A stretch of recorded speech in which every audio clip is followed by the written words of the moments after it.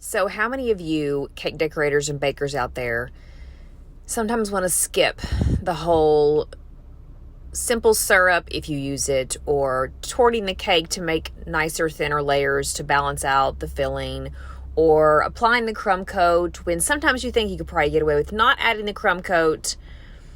I feel you. I feel like every day is the same. Not exactly, but close.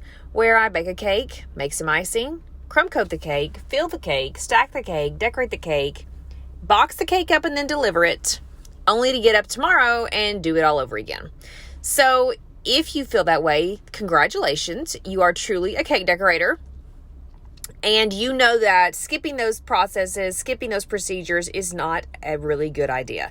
So in this video, you see me torting a 9-inch round strawberry cake, applying a little simple syrup, and that's just vanilla buttercream as the filling, and then crumb coating that, and then putting it in the refrigerator. I do let it chill for a little bit before I take it back out and apply the second coat of final icing. So this video just covers like prepping the cake is what I call it. You're torting it, you're filling it, you're adding the simple syrup to keep it nice and soft, you're crumb coating it to make it nice and smooth and give your final coat of icing a nice smooth surface to sit on.